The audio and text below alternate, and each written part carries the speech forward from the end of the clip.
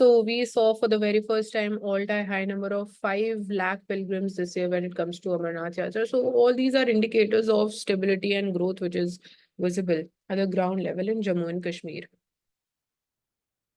So good governance development, that is the dominant theme in this election also, and particularly when it comes to elections. So we are seeing wider participation of more number of political parties as well. For example, the Kashmir Valley, the participation of number of political parties, including those like the Jamaat, they have traditionally boycotted the polls, and large number of independent candidates, they are also participating this time. So many of the prominent leaders indicate that the people of this troubled region no longer they want to be prisoners of the politicals of bygone era. So that is why good governance is a theme this time, overshadowing the goals of the restoration of pre-2019 status. So one of the demands is the restoration of statehood to Jammu and Kashmir. Then we have the District Good Governance Index. So this would also be implemented. And again, so we saw that the lives of the 15 million people of this region. So Jammu and Kashmir became the first union territory state to implement this index. So it assesses the district-wide ranking which are published across 10 sectors, 58 parameters. So it would be boosting more of cooperative, comparative federalism even amongst the districts also. Then we have the Parwas scheme. Civil services aspirants, they received free coaching. So then we have Larji Beti scheme, we have marriage assistance scheme, they have benefited lakhs of women. So we are actually seeing that the at grassroots level changes are happening in a positive sense.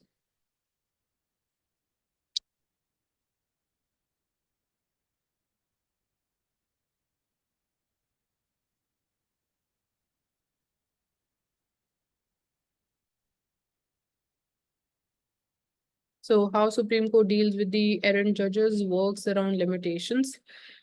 So bench of 5 senior most Supreme Court judges headed by the Chief Justice of India, they've expressed serious concerns about the comments made by Karnataka High Court Justice V. Shishananda earlier this month. So he referred to a particular locality of the Bengaluru as being in Pakistan. That was a comment. So this was seen to be an objectionable comment against a female lawyer. So what actions or what are the solutions to such type of instances?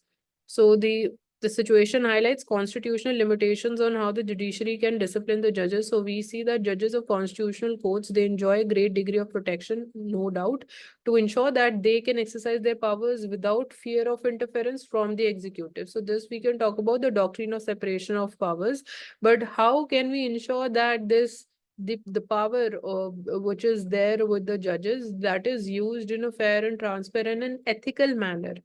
So this also poses this difficult question at the same time. Who will watch this watchdog? Who is going to watch the watchdog, that is the judiciary? So as per the Constitution, we have Article 124, Clause 4, which states that a judge of the Supreme Court or even High Court can be removed from the office only by an order of the President passed after an address by each House of the Parliament, supported by majority of total membership of that House and by majority of not less than 2/3. There is a special majority. And then it has been presented to the president in the same session for such removal on the ground of proved misbehavior or incapacity. So these are the two grounds mentioned in the Constitution under Article 124. And the most important detail here is that it needs to be presented or sent to the president in the same session. Then we have impeachment proceedings. They have been triggered only 5 times in the history so far, triggered, but they haven't been successful when it comes to impeachment for the removal of judges. So several actions might fall short of the standard for the impeachment or becomes difficult to prove or generate political consensus also. That is one of the challenge. So judicial intervention, again, for example, the first is through the action, the judicial side, what action can act, again, the judiciary can take in case of such instances. So, for example, 2017 5-judge bench, Supreme Court headed by CJI Jagdish Kher, held Calcutta High Court's CS Karnan guilty of contempt of court and sentenced him to 6 months imprisonment. So this was again in response to So he sentencing the Supreme Court judge to imprisonment and accusing the members of judiciary of nepotism, casteism, and corruption. So this led to contempt of court. and then the subsequent action was taken. So he retired less than a month after the Supreme Court verdict, and he was taken into custody to serve his sentence. So this is also one of the indicators that how the independence of judiciary is maintained, how again it is ensured that it is functioning according to the constitutional. It is upholding the constitutional morality. Then second case study is that veteran lawyer K.K. Venugopal had urged the apex court to ignore the judge's comments and let him retire with dignity. But again, we need to hear understand whether it is an individual judge's dignity, or as an individual the dignity of the person is more supreme, or the impact or the public interest is more supreme in this case, because of again the judgment or the remarks that judges make, because they are doing this from the position as a judge and not as a human individual. And also the Supreme Court's word is final and binding in these cases, such cases. So this means that through judicial action, it can send a message to errant judges, even if such a power is not defined in the letter of the law. So transfer policy, here we can say that judges, they might get transferred as well. For example, we see that Dinakaran was facing allegations of land grabbing and corruption. So move was criticized as only transferring the corruption rather than dealing with it eventually. So again, whether transfer is going to actually solve this, the challenge in an effective or permanent manner is the question being raised, that if you transfer a judge in such types of cases. NSQ drugs in the market. So what are the NSQ drugs? So 50 medicine samples, they were tested. One was paracetamol, which is used for fever. Then we have metformin, which is first line of treatment for the diabetes. Then we have, these are very important, we need to remember them. Metformin, paracetamol. Then we have pantoprazole, which is used for acidity. Then it has been found to be spurious or not of standard quality by the country's top drug regulator, which is CDSO. Central Drug Standard Control Organization is the name. And so they releases a list of the drugs that are found to be not of standard quality. So that is what NSQ stands for, not of standard quality. List being released by CDSO after the sample test. So it is done again to inform the general public, the government, the health departments, industry, and the state drug regulator the drugs availability in the market that may not be of desired quality. So the results, they are made public. It is also a way to tell drug manufacturing companies that their products, they are under constant watch. So this is one of the ways of again maintaining the accountability and also transparency when it comes to even people's trust in the CDSU and its fair and independent functioning. So we have spurious drugs, we have again fake drugs which are made, we have poor quality drugs, then we have adulterated drugs.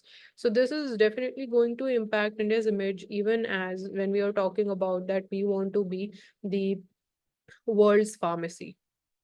So what should you do? So drug regulator alerts, they are not intended to cause alarm or panic. They are mainly in the nature of flags to the companies that you need to self-correct yourself to regulators to make necessary actions before any again legal action is taken against them if the necessary changes are not made. But again, if the results are published, it does not mean then every pill or every capsule in the market, it is of low quality. But this exercise is very important. So tackling air pollution, quick fix such as smoke towers, cloud seeding do not deliver meaningful results. Fight for the clean air is not just a technical challenge. It is a deeply political one also. And when it comes to the behavioral change and the attitudinal change, so it is also related to the social behavior as well. So we need again a collective approach to deal with this menace, and a long-term approach. Short-term approach is not going to help us, as we have seen this has been stated by the Supreme Court also.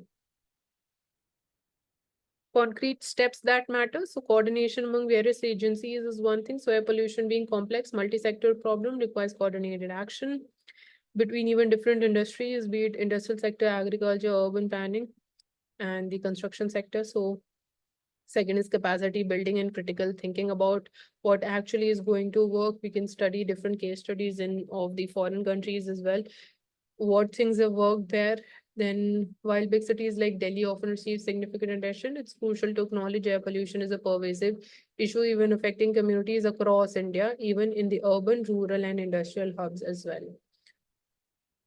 Then beyond technocentric solutions, as we have stated, we need behavioral aspect, attitudinal change. We need again community participation in this thing.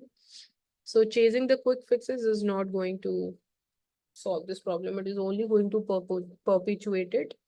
So this is one aspect. And here talking about, we have the air quality index, we have the Commission for Air Quality Management, and then we have GRAP, which is again the Graded Response Action Plan, which is implemented in Delhi as a short-term measure. Israel and Hezbollah, a short history of the long conflict in Lebanon. So given the geopolitical and the regional war that is going on between Israel and Hezbollah, or Israel, Lebanon, and we talk about Israel and the Gaza Strip. So this is in the context of Hezbollah. So wars in 1970s and 1980s, we see establishment of the state of Israel in 1948 was accompanied by the violent displacement of more than 750,000 Palestinian Arabs in the event which is known as Nakba. Nakba means catastrophe. And Lebanon had large Christian population, close to 40% at present. So there was conflict between Palestinians and Christian militias. They were fueled by the Soviet support for the Arabs, and US, they were backing the Christian coalition.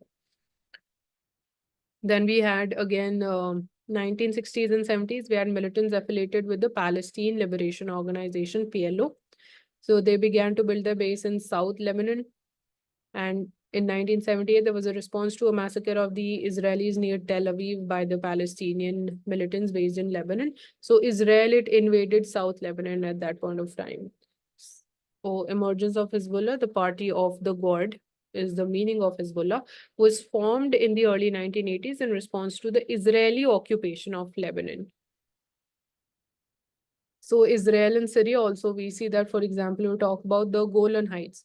So that is another challenge. So we are seeing the conflicts with the neighbors as far as Israel is concerned. Then we had again the Hezbollah group enjoy the support of Iranian leader, the Ayatollah Khamenei regime. And the group's initial goal was to resist Israeli occupation, but then it strengthened, and its objectives, they expanded to establishing a theocratic state in Lebanon. And again, there was a revolution. This is again similar to one in Iran following revolution of 1979. So later conflict and legacy. So we are talking about again the conflict still on goes. We are seeing the attacks are increasing bilaterally when it comes to even the recent attacks by Israel on Lebanon. So ultimately we see that people are dying, the civilians are dying, who are again not party to this conflict. It's taken a political turn. And again, we can say that it has come to the ego. So the solution is not war. Solution is peace. So how we can arrive at peace should be the focus, even when it comes to United Nations or even the Western world or the developed countries, who we are seeing that in a way they are also participating as proxy leaders or the proxy players in this war. And again, seeing things from the perspective of making gains, for example, through selling their weapons to Israel. Similar is the case in like when talking about the Russia-Ukraine war also. So Prime Minister unveils 3 supercomputers to pioneer scientific research. So these has been developed indigenously at the cost of 130 crore rupees. So name is Param Rudra supercomputing system, which is high performance computing systems.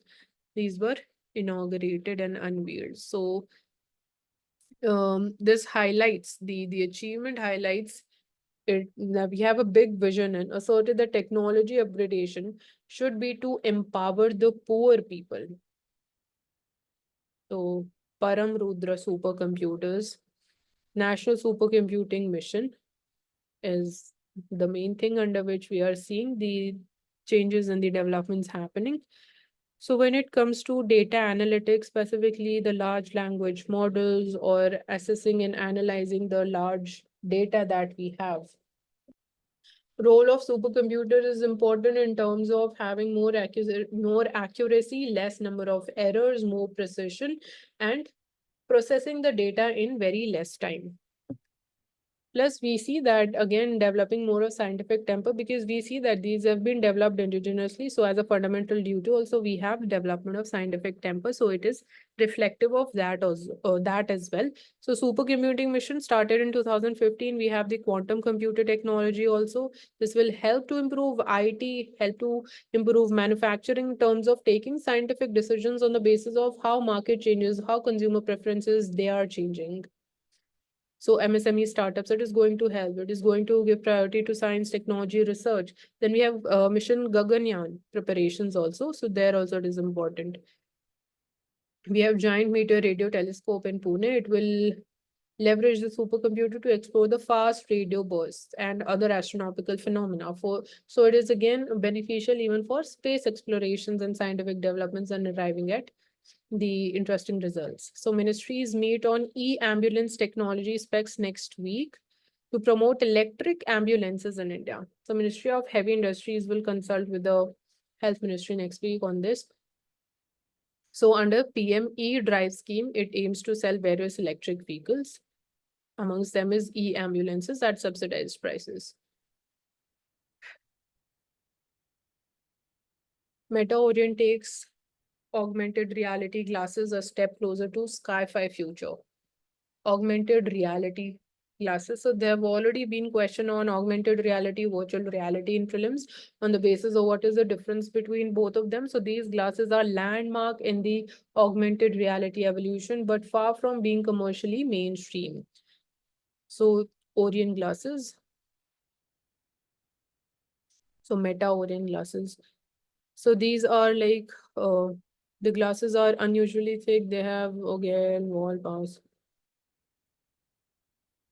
So augmented reality is like, for example, if these are again glasses, so there can be a bigger projection of the screen or the things that you're viewing through the glasses in the real world, and only you can see that screen. Like we have again one Apple Vision Pro also in the similar context. So that is a combination of augmented reality and virtual reality both. So virtual reality is the example, like you have enclosed glasses and you go into that world, you feel like you are actually present in that world. So that is virtual reality. So there's a certain even video games based on these things. So this is one new example. So sci-fi reality, not right away, but we see that glasses, they are not commercial as of now, but the cost is another aspect. So it is expensive. So how we can say ensure that their scale of availability and scale of usage can be ensured if the prices are competitive, but that is going to happen again in the long term, because this is, you can say, the beginning or the infant stages as of now. So advanced miniaturization that is needed. So this is the keyword. Punjab Haryana stubble fibers, government pushes to tame the pollution. So again, as we were just talking about tackling the air pollution, so one aspect, again, this is one of the factors, but not the major contributors to air pollution, specifically when it comes to Delhi NCR region. In that case, we're talking about the the the greenhouse gases emissions from the vehicle. So beginning of this year, stubble burning season has already seen 124 farm fires already. We have talked about how innovation can actually help us in terms of reprocessing the stubble waste, because here the main challenge, or why the farmers that decide to go ahead with stubble burning, is the thing that they have very short time frame when it comes to the cropping cycle of the current the produce or the current crop, and the cultivation cycle of the next crop. So there is very less time. So that is why they decide to go ahead with stubble burning, because it provides them with a solution, but it has created another problem. So the role of Indian Agriculture Research Institute is important here. We see that even stubble is being, for example, it is converted into, you can say, small balls which are helpful even for fertilization. Then we have biodecomposers being made available to the farmers when it comes to Punjab and Haryana, and even in Delhi. Biodecomposers, you directly spray it on the stubble and it will decompose, it will mix with the soil, it will also enhance the soil fertility at the same time. So that is, we can say, a win-win situation that we have. But again, the availability of biodecomposer, its cost, that is going to be another factor which is going to determine its success. Then we have happy seeder machines, again, their availability, that is the challenge. We have the solutions, but ensuring them the availability of scale is one of the aspect. And then another, we can talk about the crop rotation cycle or diversification of the crops. Why only we are growing again wheat and rice and the sugar cane specifically in the Punjab Haryana belt? So crop diversification can help us in terms of even in reducing the availability of stubble itself. And then the role of again farmer producer organizations or even the private player when it comes to buying the stubble can play a major role when it comes to even farmers selling off their stubble to them. So farmers, they firstly need to be made aware also what are the options that they have when it comes to even earning something from stubble. India most vulnerable to floods in Asia. So we have been talking about that of late because of the changing rainfall pattern because of El Nino. We are seeing that we are seeing torrential rainfall. We are seeing again hyper localized rainfall, which is leading to floods in certain regions, which is causing droughts in other areas. So here, infrastructure resilience, socioeconomic status, climate variability are the challenges. So climate change and again urbanization, it should be in a planned scientific manner. The land use practices, they need to be in sync. Now things cannot function in silo or they cannot function in segregated manners because it will lead to more problems and challenges. So South Asia is most flood prone region, nearly 40% of population vulnerable to inland flooding. So coastal flooding is another challenge. And given India has 7,500-kilometer long coastline, so this is again one of the major challenges for us. So planned urbanization can help us again increasing the land water absorption capacity. For that, creation of more, we can say, marshlands or creation of more small lakes, and then adhering to our traditional practices when it comes to making talabs or when it comes to like making jords. That is important, and it will also at the same time help in water conservation, also increasing our groundwater table, so that it can again have benefits also, and that can be multiple benefits in one go, but it is going to take time. But again, here also behavioral changes that is happening. Role of again local authorities, local bodies, the municipal authorities is important when it comes to ensuring that drains, they are not clogged. How we can help in term of like engineering and designing can help us in terms of resolving this problem when it comes to the construction, the infrastructure development. So other countries like China, Pakistan, Bangladesh, Indonesia, they are also amongst the most vulnerable countries. So another question, this is very important, is the AI dream, artificial intelligence dream, really worth all the energy and the money that is being put into? So economic value of AI will create and the problems it will solve could justify the enormous cost which are involved in its development, in its implementation, in its usage. So this is one of the arguments. So the planned revival of the 3 Mile nuclear facility, for example, the Microsoft's use, it has revived this question whether how justified, or we are talking here in the context of the cost benefit analysis of artificial intelligence. So for example, there was an incident in 1979, it changed the course of energy forever, at least in the USA. So 3 Mile Island Nuclear Generating Station was there in Pennsylvania and had a partial meltdown of the reactor. So this is more in relation to even the nuclear energy as well. So reason to meet the burgeoning need for the clean energy for its massive artificial intelligence data centers or tech industry balances building giant energy sucking AI models with its environmental, social governance goals. So one aspect we are talking is that because artificial intelligence systems or the data centers, they use huge amount of energy. So for that also, the adequate availability of renewable energy becomes very important. Then the generative AI revolution is sparked off the launch of ChatGPT in 2020. So we have seen even how it has eased the things as well, the search particularly. But then again, there are challenges related to algorithm bias, which is there. And again, it cannot replace the human cognitive skills in a permanent or 100% manner. NVIDIA graphics. Then in the context of AI, we are also talking about the huge investments that is flowing into semiconductor chips manufacturing.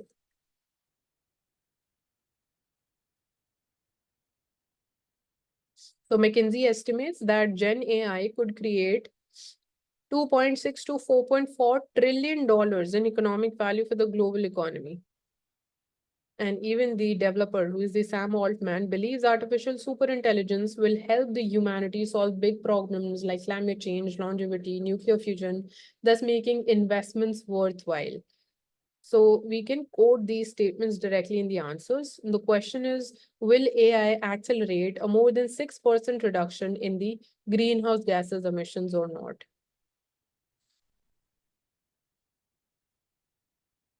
Three types of poverty in a trap that is hard to escape. We must resolve gridlocks that sustain the deprivation of millions in an economy that's on the move. So, 3 hours from the airport on a 4-lane highway covering 220 kilometers. That is how good the roads was. But off the highway was a 2-lane road also. From that point, we drove another 3 hours. There's narrating his personal incidents and the experience. So when it comes to three types of poverty, okay, so all types of poverty have some common features. Most obvious is the inability to create jobs and livelihoods. So here we can talk about the capability approach by Amartya Sen.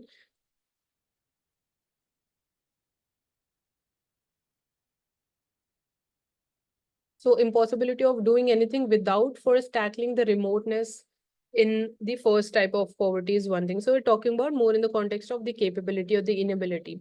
Second type of poverty is usually within an hour or two from some airport. If one uses that privileged measure of distance. So most of these places they have high population density and little land and other natural resources. So this is second type of poverty. So it's categorized, is broken down simply poverty into the form of like measures. One is the capability, one is the unavailability of the basic resources that can be because of high population density. And apart from this, the third kind of poverty exists right next to you and me. That is the slums, the urban slums and the shanties and the blue tarp tents. So their inhabitants cleaning, constructing, building, working on the roads. So in such type of poverty, everything, all of progress development is right there. Yet hopelessly far. So even poverty is also, we can say that starvation is also one form of poverty, and availability of food, then unavailability of nutrition. Nutritious food is also one type of poverty. Then we have hidden hunger, which is also categorizes a type of poverty. Then lack of, again, if even like not having technical know-how, that is, we can say, technological poverty. So you can categorize in endless number of ways. IGST like mechanism likely after financial 2026. GST cess may stay in a new avatar. So GST was implemented on 1st July 2017. And then there was this element that if any state is, it will be suffering from, for example, revenue losses after the implementation or because of the implementation of GST, government assured them resources or that gap for next 5 years. So that is why it is stating that GST says it may stay in new avatar after this because we have completed 5 years of GST. So even certain states, they have also presented this proposal that this element of the revenue shortfall and then ensuring it is made available to states, it should continue beyond 5 year time period. So on an average, 20,000 crore rupees monthly cess likely to be collected in the status quo scenario. So this GST cess is actually the funds generated from GST cess is used to disburse to the states according to their revenue shortfall. So compensation cess cannot be merged into the highest GST slab or 28% slab because it is a cess. You cannot impose 28% cess as it could create more slabs, whereas the intention is to reduce existing 4 slabs. So it will be in conflict with this thing as well. And also some sources said this is a merged tax rate in many of the demerit items would exceed 40%. The GST Act would need to be amended as the current provisions limit the maximum GST rate at 40%. So because CGST, SGST, दोनों का add करते 20% each, it would be at 40%. So how we are going to rebrand this as with a newly defined end use is going to be the thing. Household financial wealth source.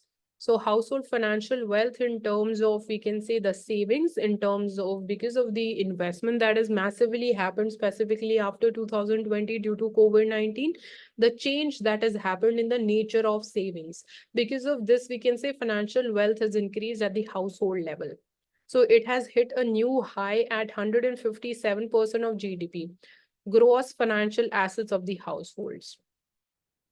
At the same time, their financial liabilities and the debts that have estimated to have touched 42% of the GDP, marking again the highest level on record. So both the financial wealth and their financial liabilities both have increased. So this is, we need to now look at which has performed more strongly. Although it is mentioned 159, 57%, 42%, so it is indicating financial wealth has grown at a much higher and quicker rate.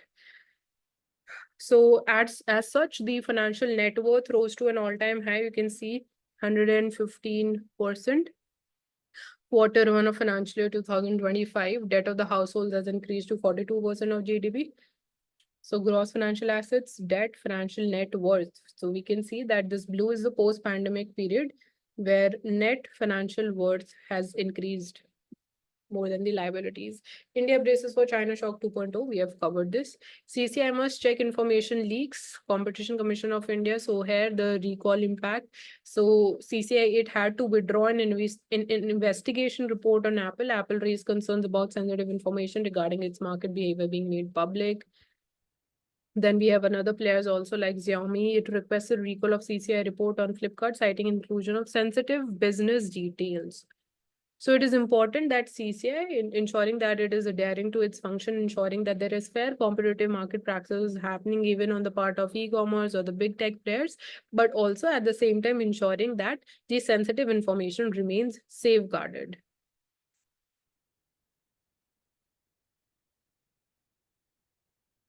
So some parties can use such instances of leakage of the confidential commercial information as an excuse to delay the ongoing investigations also.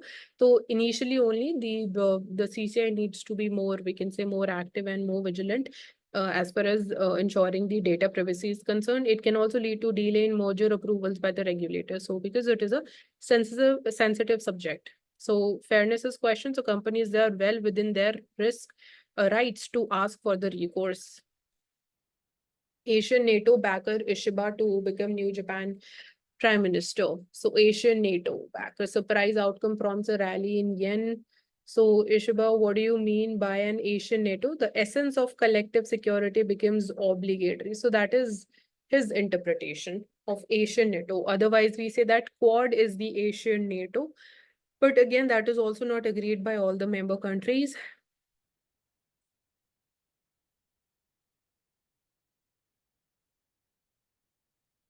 Essence of collective security becomes obligatory. Although it is obligatory also in a way, and we cannot say not obligatory also, because we require all the countries being on the same page for this. So tensions have also been inflamed after Chinese military aircraft made an unauthorized entry into the Japanese airspace. So tensions between China and Japan is the area that has been talking about. Fraying ties with China emerged as key theme late in the LDP election campaign. Yen has strengthened more than 1%, which is a positive for them, against dollar, unwinding several days. Then, so LDP is a party, Liberal Democratic Party, chose Ishiba over the another competitor. Bank of Japan rate hike. So Bank of Japan is now, this is one thing which is again going contrary to other central banks. We are talking about that when will the rate cut cycle begin? But Japan, because of again different economic dynamics, they are this rate hikes still favors them. Employment crisis deepens, so shares of agriculture and self-employment, it has gone up. According to the periodic labor force survey 2023-24, self-employment and agricultural employment. So it means the challenge of disguise and employment in agriculture has further strengthened. Private consumption has grown at only half the rate of inflated GDP growth, which has historically not been the case. So private consumption growing at only half the rate of inflated GDP. This also indicates again a negative thing, because inflated GDP is again not happening in real sense. That is nominal increase in the GDP.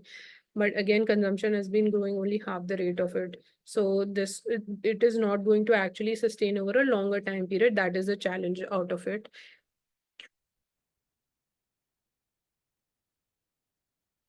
So agriculture had seen a sharp decline of the workers since 2004 for the first time in India's post-independence history. This was in 2004. So this was because of the non-farm work, it grew sharply. So that is what now again we have the vision, because after COVID-19, everything went back to the square one, because we saw reverse migration at huge scale and intensity. So this fall in the farm workers continued even after 2014 also. And after 2020, we see things again, they went back to the square one, and the positive development structurally which has happened, they all got diluted in a way. Second was the followed by another policy shock, poorly designed and hurriedly implemented. It is talking about implementation of GST and the impact it had on MSMEs. Third is the national lockdown. That was again a necessity at that point of time. So it heavily impacted the labor intensive manufacturing, which accounts for 50% of all the manufacturing jobs as well when it comes to even MSMEs.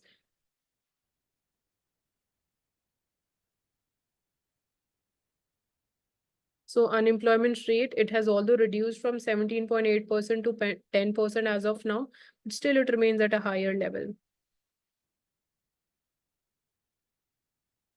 So we are a fast growing economy, large economy in the world. How are these numbers? They don't quantify resonance in the employment created. So ensuring that employment generated is from the perspective of that it remains more sustainable. We talk about green jobs as we're talking about green energy transition. So more green jobs would be created. Then we talk about enhancing again the we can talk about the capabilities of the labor force or creating more of human resource. We're talking about demographic dividend. Then we have youth unemployment is another challenge. And even in that case, the National Education Policy 2020 is very crucial from the perspective that it would be more integrated with the industry and the higher education institutes. K-shaped growth, this we have talked. Then again, unorganized sector workers and the interest is very, very crucial, because we see that as of 2022-23 NSO unorganized enterprises survey, they are still struggling. Then we have again the growing share and the performance of even the gig economy. So that needs to be catered to when it comes to, do we need to have a law, proper pan India law when it comes to the ensuring the interest of the workers of the who are engaged in the gig economy, because we are having different states upcoming with the state laws like Karnataka, we have Rajasthan also. And then we have GDP calculation overestimates it for the unorganized segment, because unorganized segment, we do not have any official data. So the data is, we can say, extrapolated on the basis of how the growth has happened and how the dynamics are changing in the formal sector. So this is also a challenge. And second, private consumption, this we have seen in the beginning. So there are other reasons also why GDP is likely to be overestimated. We talk about that better estimates methods. For example, we need to go ahead with double GDP deflators. So that can give us more precise and more exact data. So thank you so much everyone for joining us on Ansarkari, and I hope Rena will be sharing the questions also on the group. So thank you so much, and do subscribe to our channel for further detailed video discussions in the upcoming sessions.